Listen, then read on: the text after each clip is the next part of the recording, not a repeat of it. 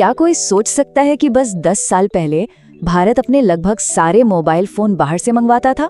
और आज हम दुनिया के सबसे बड़े मोबाइल मैन्युफैक्चरर्स में से एक हैं। तो ये कहानी है एक ऐसे देश की जो सिर्फ एक बाजार से बदलकर एक ग्लोबल फैक्ट्री बन गया। आइए समझते हैं कि ये कमाल का बदलाव हुआ तो हुआ कैसे। अब ये देखिए, ये स्लाइड ना पूरी कहानी को बस कुछ शब्दों में समेट देती है। जरा सोचिए, 2014 में हम दुनिया के लिए एक बहुत बड़ा मार्केट थे और आज हम एक ग्लोबल फैक्ट्री हैं। जहां हम पहले फोन इंपोर्ट करते थे, आज हम एक्सपोर्ट कर रहे हैं। और सबसे हैरान करने वाली बात, जहां सिर्फ 2 फैक्ट्रियां थी, वहां आज 200 से भी ज्यादा हैं। ये कोई मामूली बदलाव नहीं है, ये एक पूरी की पूरी क्रांति है। अब जरा इस नंबर पे गौर कीजिए, 4.1 लाख करोड़ रुपए। सच कहूं तो ये आंकड़ा इतना बड़ा है कि इसे समझना भी मुश्किल है।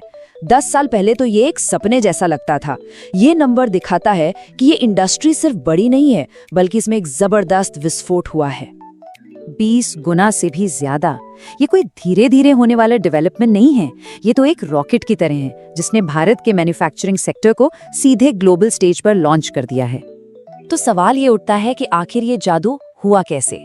एक देश जो अपने फोन्स के लिए लगभग पूरी तरह से इंपोर्ट पर निर्भर था, वो अचानक से एक मैन्युफैक्चरिंग पावर हाउस कैसे बन गया? चलिए इस शानदार सफर के राज से पर्दा उठाते हैं। देखिए, कहानी शुरू हुई एक बहुत बड़ी प्रॉब्लम से।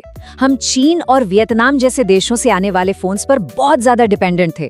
2014 में हमारा अपना प्रोडक्शन ना के बराबर था, सिर्फ 18,900 करोड़ रुपए का। लेकिन आज हम अपनी जरूरत के 99% फोन खुद बना रहे हैं। ये आत्मनिर्भरता की एक कमाल की कहानी है। और हाँ, ये बदलाव कोई रातों रात नहीं हुआ। इसके पीछे थी एक सोची समझी स्ट्रैटेजी, एक ऐसा मास्टर स्ट्रोक जिसने खेल के सारे नियम ही बदल दिए। ये टाइमलाइन सरकार की पूरी प्लानिंग को साफ साफ दिखाती है। देखिए, 2014 में मेक इन इंडिया के साथ नींव रखी गई। फिर 2017 में आया फेज्ड मैन्युफैक्चरिंग प्रोग्राम यानी पीएमपी, जिसने लोकल प्रोडक्शन को पुश दिया। और फिर 2020 में आया असली गेम चेंजर, पीएलआई स्कीम, जिसने तो इस क्रांति में मानो आग ही लगा दी। ये जो पीएलआई स्कीम थी ना, ये एक चुंबक की तरह काम कर गई।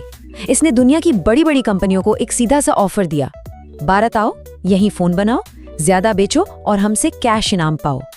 मतलब ये एक ऐसा ऑफर था जिसे कोई मना ही नहीं कर सकता था। और ये बात बिल्कुल सच है। ये स्कीम वाकई एक मास्टर स्ट्रोक थी।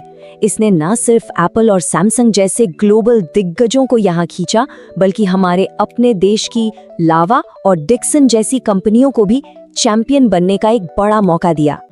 तो चलिए अब देखते हैं कि इस पॉलिसी के माहौल ने टेक्नोलॉजी की दुनिया के किन किन बड़े नामों को भारत की सरजमी पर ला खड़ा किया। तो कौन कौन बना रहा है यहाँ? सुनिए, सैमसंग ने तो दुनिया की सबसे बड़ी मोबाइल फैक्ट्री ही नोएडा में खोल दी है। एप्पल, वो भी तेजी से अपना प्रोडक्शन चीन से भारत शिफ्ट कर रहा है। और सबसे बड़ी बात, भारत का अपना टाटा ग्रुप अब आईफोन्स बना रहा है। ये सच में एक नए दौर की शुरुआत है। देखिए, टाटा का आईफोन बनाना सिर्फ एक बिजनेस डील नहीं है, ये एक स्टेटमेंट है। ये दुनिया को एक संदेश है कि भारत अब सिर्फ पुर्जे जोड़ने वाला देश नहीं रहा, हम दुनिया की सबसे मुश्किल, सबसे हाईटेक मैन्युफैक्चरिंग भी कर सकते हैं। ये अपने आप में एक बहुत बड़ा गेम चेंजर है। लेकिन रुकिए, ये कहानी सिर्फ फैक्ट्रियों और फोन्स तक ही सीमित नहीं है। इसका असर लोगों की जिंदगी पर और दुनिया की पॉलिटिक्स पर भी बहुत गहरा पड़ा है। तो आम लोगों की जिंदगी पर क्या असर हुआ? लाखों नई नौकरियां पैदा हुईं। खासकर महिलाओं के लिए ये एक बड़ा मौका था, जिन्हें असेंबली लाइंस पर काम मिला और आर्थिक आजादी मिली। और देश का क्या फायदा हुआ? हमने इंपोर्ट पर खर्च होने वाले अरबों डॉलर बचाए। और देखिए, ग्लोबल लेवल पर भी भारत ने बिल्कुल सही समय पर सही चाल चली। दुनिया भर की कंपनियां सिर्फ चीन पर निर्भर नहीं रहना चाहती थीं, उन्हें एक दूसरा ऑप्शन चाहिए था, जिसे कहते हैं चाइना प्लस वन स्ट्रैटेजी। और भारत ने कहा, हमने खुद को एक भरोसेमंद और काबिल पार्टनर के तौर पर पेश किया। पर इतनी जबरदस्त कामयाबी के बाद भी एक असली सुपर पावर बनने का सफर अभी खत्म नहीं हुआ है। असल में असली चुनौती तो अब शुरू होती है।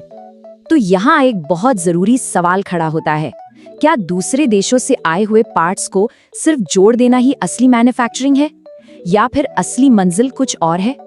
सच्चाई तो ये है कि अभी हम ज्यादातर काम सिर्फ असेंबली का कर रहे हैं। इसे ऐसे समझिए कि आप एक कार बना रहे हैं, लेकिन उसका इंजन, टायर, इलेक्ट्रॉनिक्स सब कुछ बाहर से आ रहा है, आप बस उसे जोड़ रहे हैं। अभी फोन के साथ भी कुछ ऐसा ही है। करीब 85% कीमती हिस्से हम इंपोर्ट करते हैं। असली लक्ष्य है इस तस्वीर को बदलना। और अब सरकार की नजर अगले बड़े टारगेट पर है। सिर्फ फोन को असेंबल करना नहीं, बल्कि उसके हर एक हिस्से को यहीं बनाना। मतलब स्क्रीन भी यहीं बने, बैटरी भी, और यहाँ तक कि फोन का दिमाग यानी कि सेमीकंडक्टर चिप भी। इंडिया सेमीकंडक्टर मिशन इसी बड़े सपने को हकीकत में बदलने की तरफ एक बहुत बड़ा कदम है। तो आखिर में बात ये है, पिछला दशक था बनाने का यानी मेकिंग का, अगला दशक होगा आविष्कार करने का यानी इनोवेशन का। भारत ने ये तो साबित कर दिया कि वो एक वर्ल्ड क्लास फैक्ट्री है। अब सवाल ये है कि क्या वो दुनिया की अगली R&D लैब बन सकता है।